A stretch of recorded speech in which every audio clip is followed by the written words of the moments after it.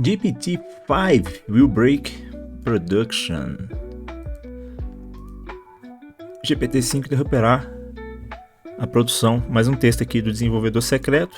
Foi há 3 dias atrás, que foi quando o GPT-5 foi oficialmente lançado, né?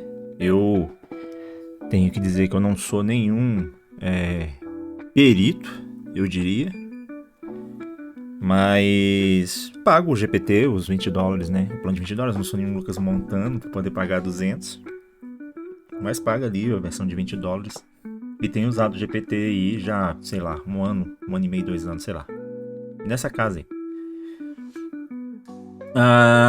A impressão que eu tive com o lançamento do 5 é que realmente não houve nenhum tipo de evolução. Eu entendo também que talvez eu não seja um heavy user, não seja um usuário que exija muito do GPT. Eu uso basicamente para me ajudar em situações cotidianas ali, verificar um stick tracing, alguma coisa assim, me ajudar com um componente, alguma coisa que eu não domino tão bem.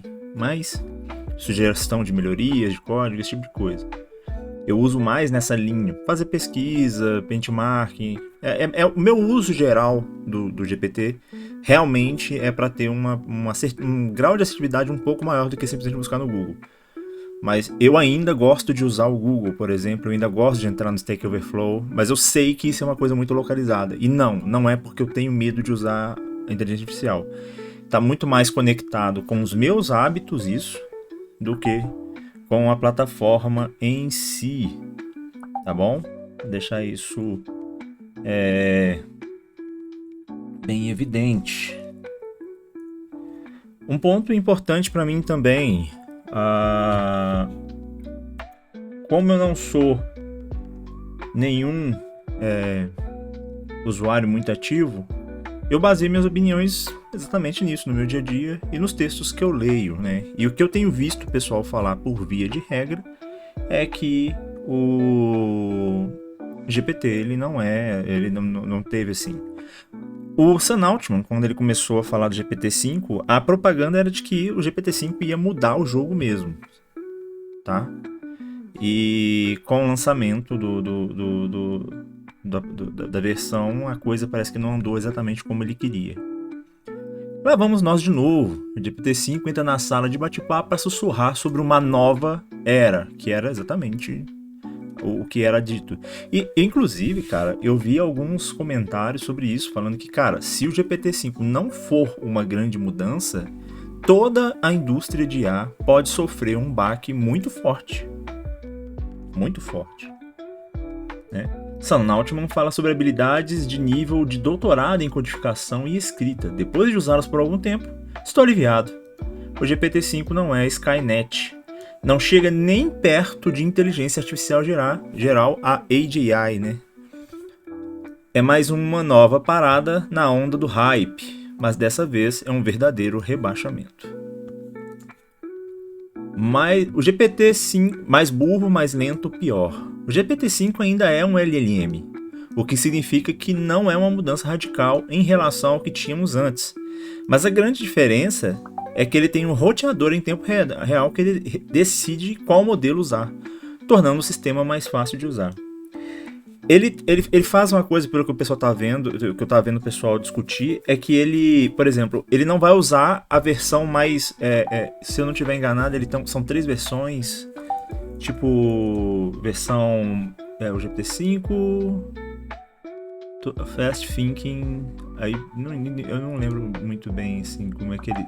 Mas ele tem 3 versões do GPT-5 e aí ele vai e decide qual das versões ele vai usar de acordo com a pergunta que você faz, de acordo com o prompt que você manda, né?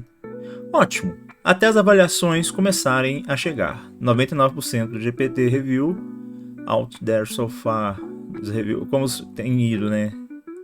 GPT-4, 4o, GPT-5, isso aqui é um meme, uma brincadeira, o pessoal usa muito isso aqui para se referir à tecnologia, inclusive. Os usuários do GPT Plus estão cancelando suas assinaturas, pois são forçados a usar os novos modelos e recebem apenas 200 avisos por mês no modo reflexão. 200 avisos? Como é que ficou essa... 200 prompts, né? Pode usar apenas 200 prompts no modo thinking. Poxa, é pouco, hein? Se na última interação, a última vai pedir que os usuários usem o antigo modelo 4o temporariamente. Depois do anúncio, GPT-5 parecerá mais inteligente a partir de hoje. Ontem tivemos um erro de set auto-switcher. Auto-switcher é provavelmente a função que faz a mudança ali de versão. Ficou fora do serviço boa parte do dia, e o resultado foi que o GPT pareceu mais burro. Além disso, estamos fazendo algumas intervenções no funcionamento do limite de decisão que devem ajudar você a obter um modelo mais correto com mais frequência. Tornaremos mais transparente qual modelo está respondendo a uma determinada consulta. Então está tudo resolvido? Os empregos de codificação acabaram? Claude da Anthropic é a melhor IA para escrever código. Essa versão não muda isso, é a versão do GPT. E realmente, cara, o Claude, ele pelo que eu tenho visto, assim, ele é muito mais eficiente na escrita de código. Tá? O GPT, para coisas mais pontuais, eu gosto bastante, mas muito mais porque eu acho mais a comunicação, aí é o lance de fazer parecer um humano ser melhor, mas o Claude ele é mais completo. Inclusive o cursor também, ele dá umas espirocadas de vez em quando, mas funciona bem. A OpenAI prometeu que a GPT-5 terá menos alucinações. Existem alguns especialistas que não gostam desse termo alucinação. Seja o melhor modelo de codificação e um ótimo colaborador. O que está muito longe do tipo de IA que resolverá a crise climática, curará o câncer ou criará um aplicativo que lhe renderá milhões. Claro, para programadores ele ficou melhor que o Gemini, mas meu Mac SE30 também. Entendi isso aqui. Mac SE30. Isso aqui não sei o que é não. A verdade é que a OpenAI alcançou um pouco o Claude, mas não há avanço tecnológico. Esta versão é uma atualização em poucos aspectos, mas um rebaixamento em outros, e parece projetada para tornar a OpenAI mais lucrativa, em vez de representar um grande avanço de tecnologia de IA. Exatamente. Aqui está o ponto que eu ouvi outras pessoas falando também. Parece que a OpenAI está muito mais preocupada agora em transformar o que tem em um produto que possa ser comercializado de forma mais massiva e que não custe tanto. Então, por que o auto-switcher é importante? Porque economiza recurso. Em vez de eu pedir o meu modelo que desembola mais coisas, que vai consumir mais recursos, que, portanto, um prompt pode ficar muito mais caro, eu vou já mandar direto para aquele modelo que faz o prompt ficar mais barato. E isso possibilita, por exemplo, que o cara que paga $20, que nem eu, não consuma mais do que os $20, por exemplo. Isso é uma coisa que é um exemplo muito pé de chinelo, um exemplo muito superficial, mas hoje a OpenAI opera em total prejuízo. Total prejuízo. Porque consome-se muito mais, tem muito mais gente fazendo perguntas, o modelo gratuito, mesmo sendo um modelo gratuito, está consumindo, está executando coisas, então consome recursos de tecnologia, e eles precisam fazer com que isso fique mais barato. Eu estou sempre falando, esses $20 não pagam o que está sendo feito. Mesmo os $200, eu particularmente não acho que pagaria, dados os investimentos que a Microsoft faz nisso. Então é uma parada assim, eles precisam fazer que esses $200 comecem a render alguma grana para eles. Em vez de empatar ou continuar no prejuízo, eu preciso que pelo menos empate, porque senão daqui a pouco, cara, fica inviável. Já é inviável, mas vai ficar mais. Porque como que eles vão continuar produzindo e pesquisando e mandando as coisas para funcionamento se você não tem um funcionamento ali que gere algum tipo de lucro ou que pelo menos empate, né? Então eu acho que isso uma linha de raciocínio muito válida, de que a OpenAI quer se tornar lucrativa. O verdadeiro perigo da IA. O risco real aqui não é a IA dominar o mundo. O GPT-5 o GPT-5 convencendo os donos de produtos de que eles podem programar uma solução inteira conversando com o LLM. Concordo, cara. Eles podem convencer a alta gerência de que, na verdade, não precisamos de desenvolvedores de software. E isso aqui já está começando a acontecer. tá? Embora você tenha vários creators, muita gente falando que não, que as LLMs não são capazes ainda de fazer isso, tem muito vendedor acreditando nesse papo. Isso tem. Agora, se o produto dele vai ser bom ou vai ser ruim, aí são outros 500. Mas que tem uma galera que realmente acha que, porra, eu com boa vontade em um GPT ali, eu consigo fazer um aplicativo, lançar e ficar milionário. Tem muita gente fazendo isso, tá? É assim que a produção será quebrada.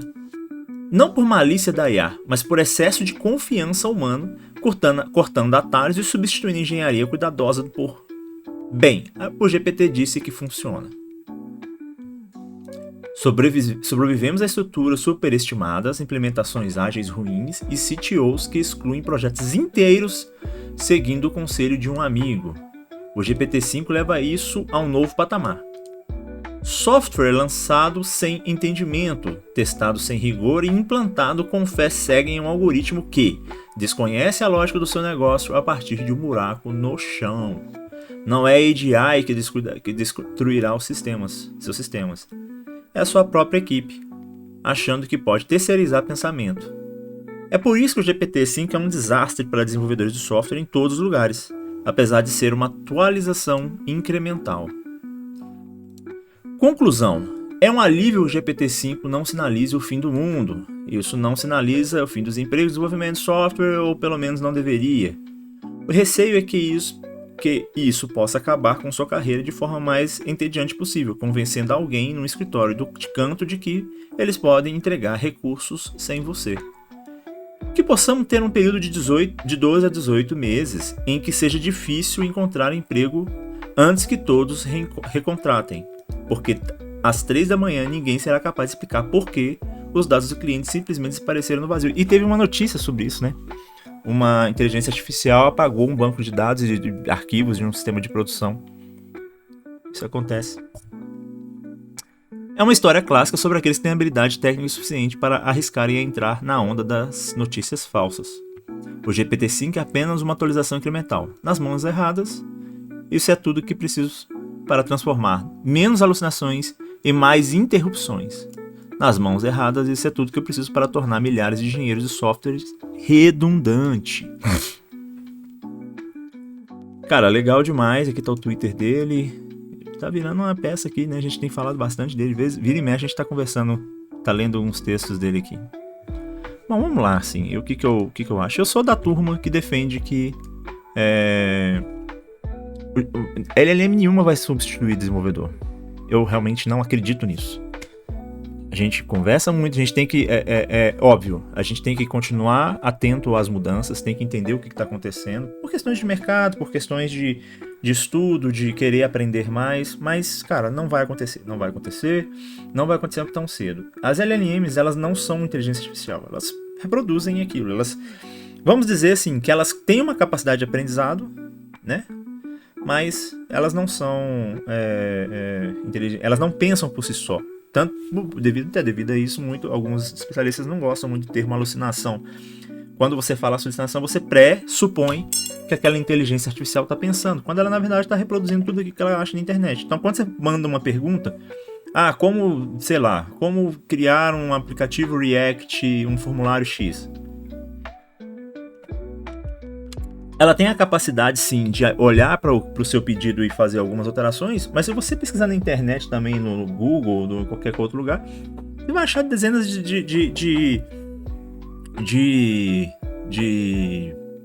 tutoriais ensinando a fazer a mesma coisa. Então, o que o GPT faz, na verdade, o que as LLMs no geral fazem, é pesquisar na fonte e, olha, dado o seu projeto aqui, a gente consegue fazer dessa forma. É isso que eles fazem, entendeu? E aí vai refinando o prompt até chegar no ponto que você quer. Claro, isso aumenta a capacidade. Nas mãos corretas, os desenvolvedores vão ser muito mais produtivos. Nas mãos corretas ali, as pessoas vão conseguir, né, uma capacidade de abstração muito maior do que já tinha. Eu concordo com isso. Eu não estou dizendo que LLM não vai mudar o mercado de desenvolvimento, principalmente de software. Já mudou. Mas a empresa que acredita cegamente numa LLM, põe ela para programar um projeto inteiro, com, sei lá, cria um MCP e deixa o bicho rodando sozinho lá e fazendo as coisas da cabeça dele, conectando no giro. Cara, que garantia você tem? E o suporte desse código depois? Aí quebrou um negócio e a IA não tá conseguindo consertar. Como é que você vai pedir alguém para poder consertar isso? Saca? Então é muito mais complexo e difícil de você ter garantias de que o negócio vai funcionar autossuficientemente por si só. O mais provável que aconteça é que não funcione, inclusive.